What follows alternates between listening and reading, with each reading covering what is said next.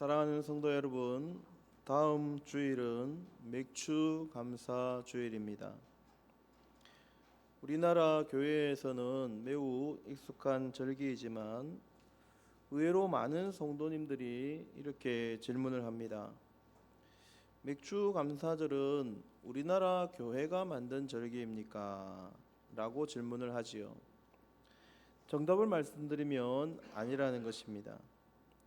맥주 감사주일은 하나님께서 친히 명하신 성경적인 절기입니다. 하나님께서는 출애굽한 이스라엘 백성들에게 매년 반드시 지켜야 할 세 가지 절기를 명하셨습니다. 유월절과 맥주절과 장막절이죠.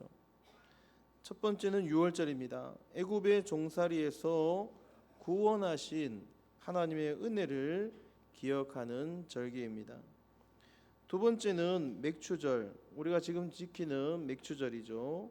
칠칠절이라고도 하고 오순절이라고도 하는 절기입니다. 출애굽기 23장 16절에 보면 맥주절을 지키라. 이는 내가 수고하여 밭에 뿌린 것에 첫 열매를 거두음이니라. 출애굽기 34장 22절에도 칠칠절 곧 맥주의 초실절을 지키고라고 말씀합니다. 여기서 칠칠절이라는 것은 유월절, 첫 번째 절기인 유월절 다음 날부터 7주, 그러니까 7 곱하기 7 그렇게 해서 49일을 계산한 후에 50일째 되는 날에 지키는 절기이기 때문에 붙여진 이름이죠. 그래서 77이 49죠. 77절. 그리고 77이 49 다음에 50일 되는 날 오순절이라고도 하는 것입니다. 신명기 16장 10절에는 내 하나님 여호와 앞에 77절을 지키되 내 하나님 여호와께서 내게 복을 주신 대로 힘을 헤아려 자원하는 예물을 드리고 라고 명령하셨습니다. 그래서 이스라엘은 보리와 밀을 추수하면서 가장 먼저 익은 첫 열매를 하나님께 올려드렸습니다. 왜 첫 열매를 올려드렸을까요? 하나님께서 여러분 곡식이 필요해서입니까? 아니죠. 하나님이 온 우주의 주인이라는 뜻입니다. 첫 열매를 드리게 하신 이유는 하나님을 잊지 않도록 하기 위함이었습니다. 곡식을 바라보며 자신의 수고만 기억하지 말고 비를 주시고 햇빛을 주시며 씨앗을 자라게 하시고 열매를 주신 하나님을 기억하라는 것입니다. 그래서 맥주절은 단순히 추수감사절이 아닙니다. 첫 수확의 절기이면서 동시에 하나님의 은혜를 기억하는 절기라는 것입니다. 사실 오늘날 우리는 대부분 농사를 짓지 않습니다. 그러나 그렇다고 해서 하나님의 은혜가 조금 더 변한 것은 없습니다. 변하지 않았습니다. 지난 6개월 동안 하나님은 우리를 먹이셨고 지키셨고 인도하셨고 보호해 주셨습니다. 건강도 직장도 사업도 가정도 교회도 모두 하나님의 은혜였습니다. 그래서 맥주 감사주일은 은혜를 기억하는 날입니다. 바로 이런 이유 때문에 모세는 약속의 땅을 앞둔 이스라엘 백성들에게 신명기 8장을 통하여서 가장 중요한 교훈을 남기고 있는 것입니다. 그것은 바로 풍요를 누릴 때에 하나님을 잊지 말라는 것입니다. 신명기는 모세가 죽기 직전 마지막으로 전한 설교입니다. 모세의 설교를 기록한 성경이 신명기예요. 이스라엘은 40년 광야 생활을 마치고 이제 가나안에 들어가려 하고 있습니다. 광야에서는 날마다 하나님을 의지했습니다. 먹을 것이 늘 부족해서 만나가 쏟아지기를 기도하고 의지한 것이죠. 마실 물이 없으면 하나님을 의지했습니다. 그래서 반석에서 물이 터져 나왔습니다. 구름 기둥과 불 기둥이 길을 인도했습니다. 힘든 뜨거운 태양볕에는 구름 기둥이 가려달라고 기도했고 저녁에 추울 때에는 불 기둥이 가려달라고 기도하였습니다. 그런데 이제 가나안에 들어가면 상황이 달라지는 것입니다. 이와 같은 것들은 사라지고 이제 집이 생겨나게 되고 포도원도 생기고 양떼도 많아지고 은과 금도 많아지게 될 것입니다. 그래서 이제 모세가 가장 두려워하는 것은 가나안이 아니었습니다. 모세가 가장 두려워해서 지금 설교하고 있는 메시지는 무엇이냐면 풍요였습니다. 왜냐하면 사람은 어려울 때보다 잘 될 때에 하나님을 잊어버리기 때문입니다. 바라기는 오늘 말씀을 통해서 우리도 진정한 감사를 회복할 수 있는 복된 여러분들이 되시기를 주님의 이름으로 간절히 소원합니다. 먼저 받은 은혜를 기억하며 감사하라는 것입니다. 10절 말씀에 내가 먹어서 배부르고 내 하나님 여호와께서 옥토를 내게 주셨으므로 말미암아 그를 찬송하리라. 이제 가나안 땅에 들어가서 배부르게 될 것이고 옥토를 주게 되었고 그 옥토에서 많은 소산물을 거두게 될 것이니 그로 말미암아 하나님을 찬송하라는 것입니다. 여기서 찬송하라, 이 찬송하라는 히브리어로 바라크인데 그냥 감사합니다, 그냥 감사하라는 뜻이 아니죠.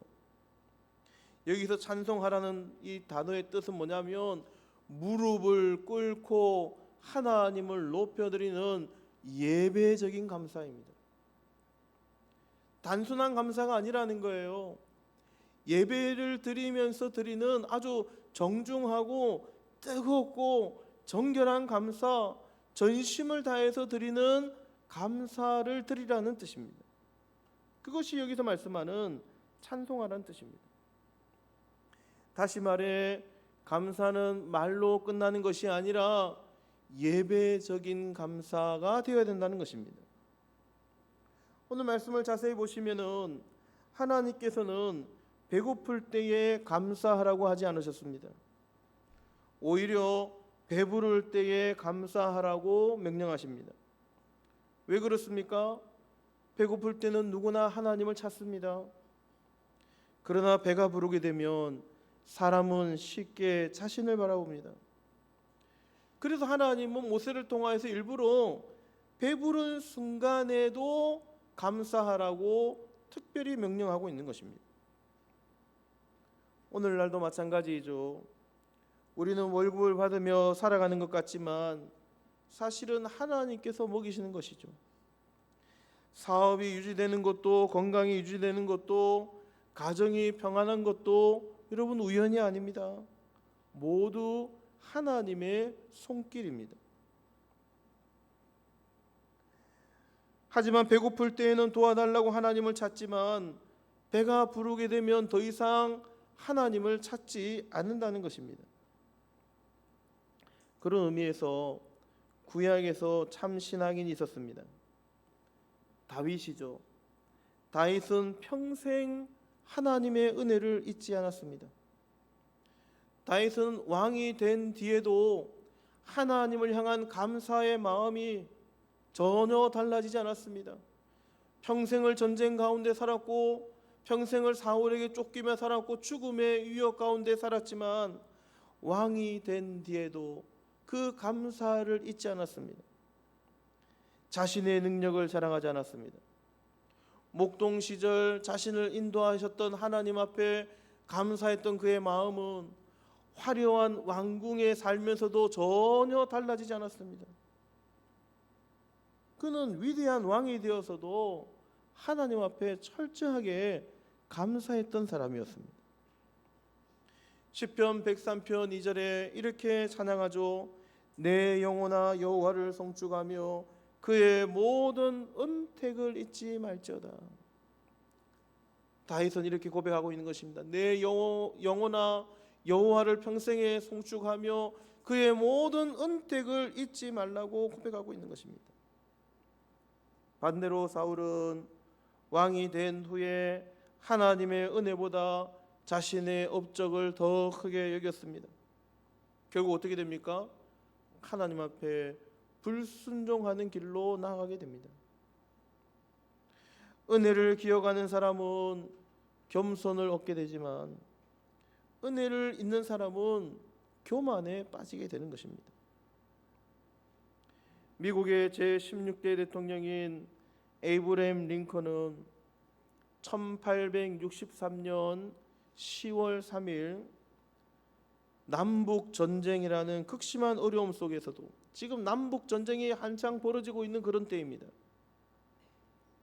그런데 1863년 10월 3일 국가 차원에서 전 나라가 추수감사주의를 지키자고 선포했습니다.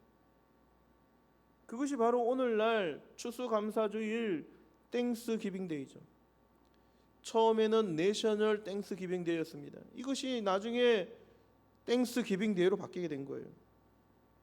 그는 선언문에서 미국이 누린 풍성한 수확과 하나님의 자비를 기억하며 어려운 현실 속에서도 하나님 앞에 감사해야 된다고 호소했습니다. 전쟁이 끝난 뒤에 감사하자는 것이 아니죠. 전쟁의 한가운데서 전쟁이 진행되는 그 어려운 순간에도 하나님의 섭리를 바라보며 감사하자고 선언하고 있는 것입니다. 즉 환경이 감사를 만드는 것이 아니라 믿음이 감사를 선택한 것이죠. 환경이 우리에게 감사를 주는 것이 아니라 우리가 스스로 감사를 선택해야 된다는 것입니다. 그렇습니다. 사랑하는 성도 여러분, 오늘 전반기를 한번 돌아보기를 원합니다. 올해 계획했던 모든 일들이 다 이루어지셨습니까? 아마 그렇지 않을 것입니다. 기도한 것들이 여러분 모두 응답되었습니까? 그렇지 않을 것입니다. 그런데 한 가지는 분명합니다. 하나님께서는 지금까지 우리를 버리지 않으시고 여기까지 인도하셨다는 사실입니다. 하나님께 여기까지 우리를 인도해 주셨다는 거예요. 우리가 오늘 이 자리에 하나님 앞에 나와서 예배 드릴 수 있는 것도 하나님의 은혜라는 것입니다. 우리의 가족이 함께 있는 것도 은혜이며 숨을 쉬며 살아가고 있는 것도 은혜라는 것입니다. 신앙을 지키고 있는 것도 은혜라는 것입니다. 우리는 특별한 기적만 은혜라고 생각할 때가 많습니다. 하나님께서 나에게 베풀어 주신 특별한 사건들만 기억하고 그것만 감사하다고 고백하는 경우가 많아요. 그러나 가장 큰 기적은 지금 오늘도 하나님께서 우리와 함께 하신다는 사실입니다. 우리의 가장 큰 기적은 지금 하나님께서 나와 함께 하신다는 사실, 그것이 바로 기적이라는 것입니다. 그래서 맥주 감사주일은 무엇을 많이 얻었는가를 자랑하는 날이 아니라 하나님께서 여기까지 인도해 주셨던 그 은혜를 기억하며 하나님 앞에 예배하는 날입니다. 물론 맥주 감사주일을 맞이해서 특별히 감사한 날들도 계수하셔야 되겠죠. 그러나 진짜 하나님 앞에 감사하는 신앙인은 지금까지 하나님께서 나와 함께 하여 주신 것에 감사를 드리는 것입니다. 그러므로 이렇게 고백하시기를 바랍니다. 하나님, 올해 전반기에도 저를 붙들어 주시고 제 가정을 지켜주시고 제 믿음을 잃지 않게 해주신 하나님의 은혜에 감사드립니다. 그 감사의 고백이 우리의 입술을 넘어서 우리의 삶이 되어지고 우리의 삶의 예배가 되어질 수 있기를 주님의 이름으로 간절히 소원합니다. 그러므로 우리는 풍요 속에서 하나님을 잊지 말아야 합니다. 오늘 모세는 풍요 속에서 하나님 잊지 말라고 간곡하게 부탁하고 있습니다. 11절 말씀을 보시면은 내가 오늘 내게 명하는 여호와의 명령과 법도와 규례를 지키지 아니하고 내 하나님 여호와를 잊어버리지 않도록 삼갈지어다.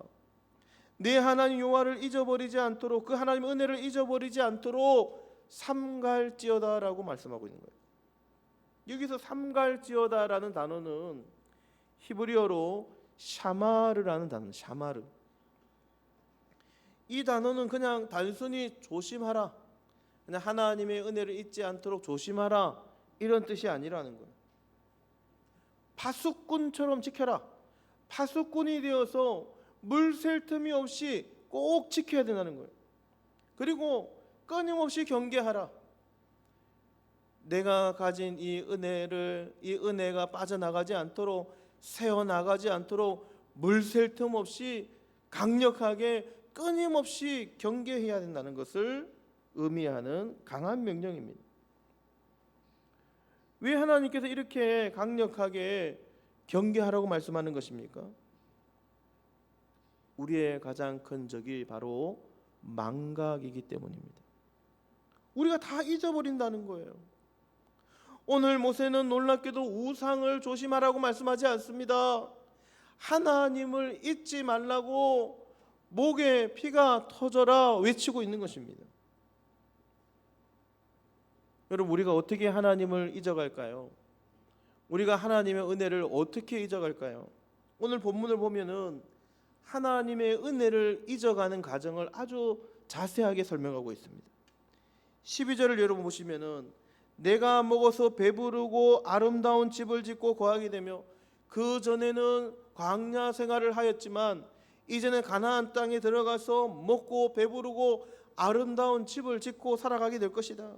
13절 또 내 우양이 번성하며 내 은금이 증식되며 양이 번성하고 은금이 늘어나게 될 것이다. 14절 그 다음에는 내 마음이 교만하게 될 것이다. 내 마음이 교만하여. 17절 내 능력과 내 손의 힘으로 내가 이 재물을 얻었다라고 한다는 거예요. 순서를 한번 보십시오. 이제 배고픔 상태에 광야에 있다가 배가 불러진다는 거예요. 그 다음에 이제 우리의 삶이 풍요로워진다는 겁니다. 그럼 어떻게 된다는 거예요? 교만하게 된다는 거예요. 그리고 누구를 잊습니까? 하나님을 점점 잊어가게 됩니다. 그리고 하나님께서 하신 그 자리를 누가 차지하게 되느냐? 내가 차지하게 된다는 거예요. 나의 공로로 여기까지 왔다고 하나님의 은혜를 저버리고 내가 그 자리를 차지하게 된다는 것입니다. 여러분, 죄는 갑자기 시작하지 않습니다. 죄는요, 하나님께서 베푸신 그 감사를 잊어버릴 때 시작하게 되는 거예요. 감사가 사라지면 교만이 찾아오는 겁니다. 죄가 찾아오는 거예요. 교만이 찾아오면 하나님의 은혜는 다 잊어버리고 자연히 하나님께로부터 멀어져 버리는 것입니다. 그래서 여러분, 광야보다 가나안 땅이 더 위험한 거예요. 우리는 생각할 때 광야가 더 어렵다 생각하죠. 광야에는 아무것도 없으니까, 허허벌판 같은 광야니까 광야가 어렵다고 생각해요. 그러나 모세는 광야보다도 가나안 땅을 더 경계한 것입니다. 더 걱정한 거예요. 광야에서는 만나가 내려 살 수 있으니까 끊임없이 하나님 앞에 간구하였습니다. 구름 기둥이 움직여야 뜨거운 햇빛을 피할 수 있으니까 구름 기둥을 열심히 쫓아갔습니다. 반석에서 물이 나오지 않으면 죽으니까 물을 달라고 하나님 앞에 외치고 간구했어요. 그래서 광야에서는 그래도 하나님 매일 의지한 거예요. 그런데 가나안에서는 다르다는 겁니다. 이제 농사를 지으니 곡식 창고가 생겨나게 될 거고, 이제 그 곡식을 물물 교환하니 돈이 생겨나게 될 거고, 은행 통장이 생기게 될 거고, 사업이 안정될 거고, 직장이 안정될 거다는 거예요. 그럼 어떻게 된다는 겁니까? 착각하기 시작한다는 거예요. 아, 하나님 없이도 살아갈 수 있구나. 착각하게 된다는 거예요. 교만하게 되어지고 하나님의 은혜는 다 잊어버리고 이제 하나님이 계셔야 될 그 자리에 내가 들어간다는 거예요. 내가 했다는 거예요. 내가 다 이루었다고 착각한다는 거예요. 오늘날도 마찬가지입니다. 어려울 때는 새벽 기도를 열심히 나옵니다. 간절한 소망이 있으면 새벽 기도에 나와요. 병원에서는 기도가 더 절실해집니다. 몸이 아프니까 절로 하나님을 찾습니다. 취업을 준비해야 될 때는 우리 청년들이 눈물로 기도합니다. 그런데 취업하고 사업이 안정되고 결혼을 하고 이제 가정이 좀 잘 되어지고 이제 내가 어느 정도 삶의 궤도에 올라섰다고 생각하면 기도가 사라집니다. 하나님 앞에 나오지 않아요. 하나님을 더 이상 찾지 않습니다. 그 전에 하나님의 은혜에 조금만 하나님의 은혜를 생각해도 눈물이 나고 감사했는데 이제는 하나님을 찾지 않는 거예요. 하나님이 계셔야 될 자리에 내가 들어간 거예요. 그러니 오랫동안 신앙생활해도 예배에 기쁨이 없는 것입니다. 주일날 예배 드리러 와서도 얼굴이 기쁘지가 않아요. 지금 제가 얼굴을 보니까 별로 기쁘지 않은 것 같아요. 구원받았는데 기쁘지가 않아요. 왜요? 주식이 떨어지니까 힘들어요. 돈이 떨어지니까 힘듭니다. 우리나라가 월드컵에서 예선 탈락하니까 힘들어요. 이 놀라운 구원의 은혜를 받았는데 하나님의 은혜로 말미암아 여기까지 왔는데 조금만 삶이 힘들어지면 그냥 힘들고 괴롭다는 거예요. 우리의 얼굴에 수심이 가득합니다. 수심이 가득해요. 여러분, 사도 바울은 빌립보서에서 감옥 속에서 착고를 차고 있었음에도 불구하고 기뻐하고 또 기뻐하고 항상 기뻐하라고 외쳤습니다. 그런데 오늘 우리는 예수 그리스도의 그 놀라우신 은혜로 말미암아 이 값없이 주시는 이 놀라운 구원의 선물을 받았음에도 불구하고 기쁘지가 않은 거예요. 이 놀라운 구원을 받았음에도 하나님의 자녀로 거듭났음에도 기쁨이 하나도 없다는 거예요. 조금만 힘들면 은혜는 사라지고 없습니다. 기쁨은 사라지고 없습니다. 예배에서 받았던 기쁨도 사라지고 이전에 내가 받았던 은혜도 다 사라지고 없습니다. 여러분, 구원받은 성도는 사도 바울이 고백한 것처럼 늘 기뻐하고 늘 감사해야 될 줄 믿습니다. 조금 어려움이 찾아오고 힘듦이 찾아온다 해서 힘듦이 나타나고 불평이 나타나고 원망이 나타나면 안 된다는 거예요. 모세가 경고하는 것은 바로 이것입니다. 이제 가나안 땅에 들어가서 좀 잘 살게 되면 하나님의 은혜 다 잊어버리고 이제 그 자리를 내가 차지하게 될까 봐 모세가 그것을 걱정하는 거예요. 차라리 광야가 나왔다는 거예요. 광야에서는 어려우니까 하나님을 찾았다는 거예요. 성경에 보면 감사를 잃어버린 대표적인 사람이 있습니다. 우시야 왕이에요. 이 우시야 왕은 16살의 왕이 됩니다. 16살의 왕이 되니까 뭘 알겠어요? 그러니까 하나님을 열심히 찾았습니다. 하나님께서 그에게 놀라운 승리를 주셨습니다. 나라도 강대해지고 군대도 강성해지고 경제도 강성해졌습니다. 그런데 역대하 26장 16절에 이렇게 기록하고 있습니다. 그가 강성하여 짐에 그의 마음이 교만하여 악을 행하여.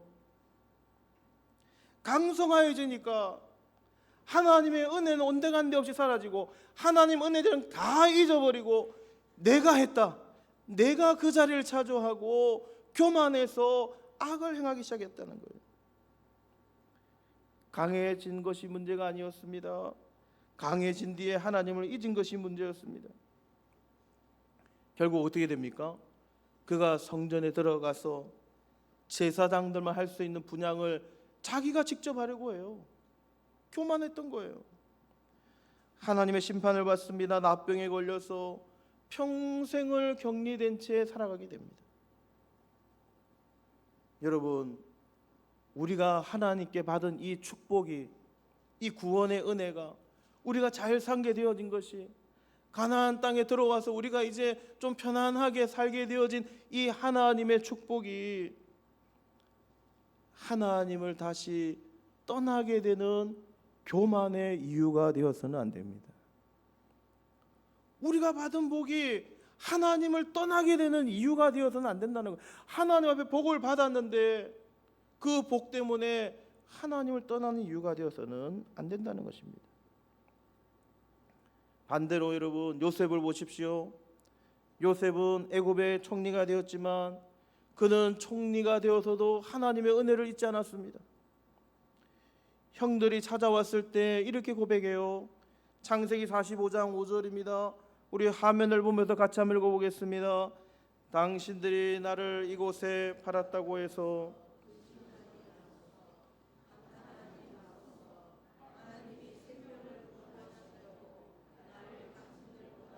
먼저 보내셨나이다. 아멘. 그는 높은 자리에 올랐지만, 애굽의 총리, 가장 높은 자리에 올랐지만 자신이 했다고 고백하지 않아요.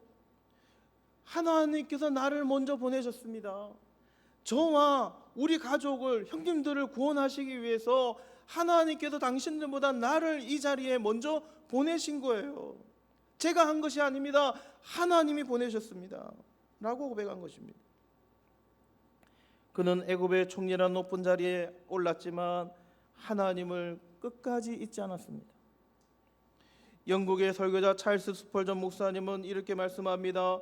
하나님께서 우리를 낮은 골짜기보다 높은 산에서 더 많이 시험하신다.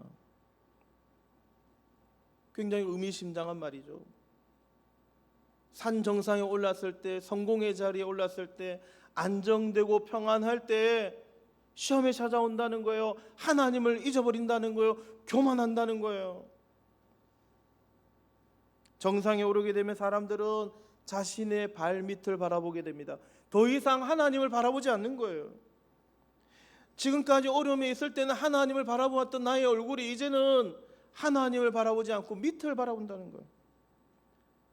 자신이 다 했다는 거예요. 내가 하나님의 자리를 차지해버리는 겁니다.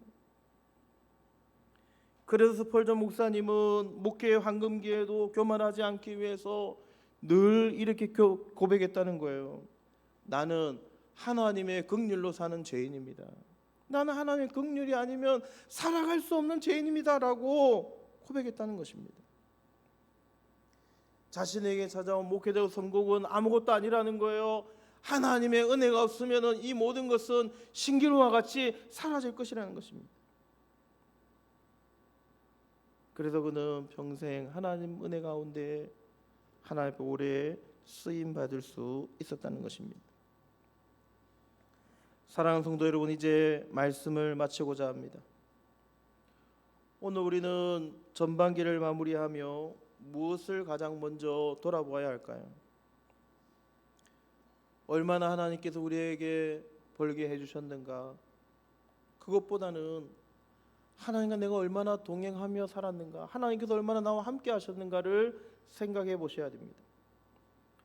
얼마나 기도 응답을 받았는가, 얼마나 성취했는가 보다는 내가 어려움 중에서도 감사를 잃지 않으며 살았는가라고 고백해야 된다는 것입니다.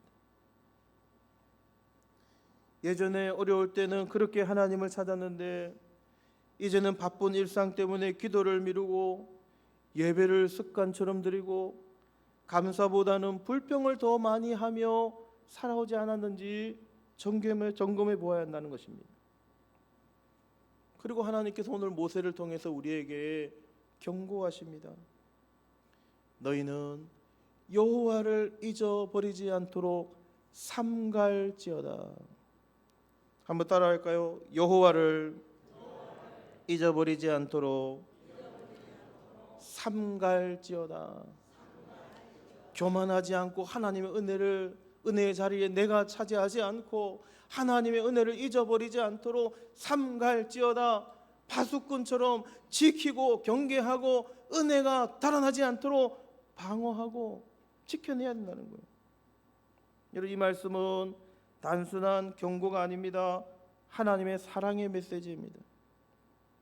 잔소리처럼 들리지만 잔소리가 아니에요. 사랑의 메시지입니다.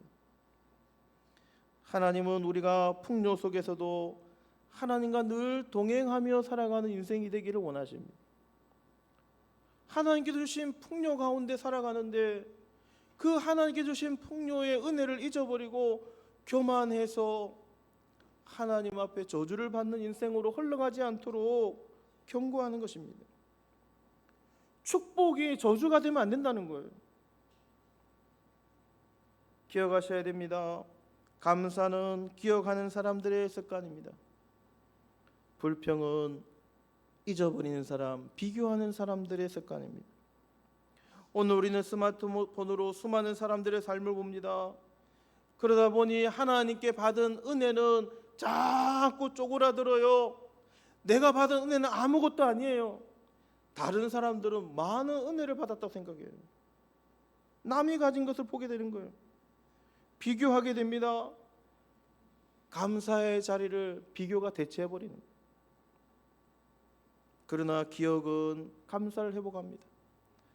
내가 받은 은혜, 내가 잊지 말아야 할 은혜, 그 은혜를 곱씹어 생각하게 되면 감사가 더 큰 감사를 낳게 되어질 줄 믿으시기를 바랍니다.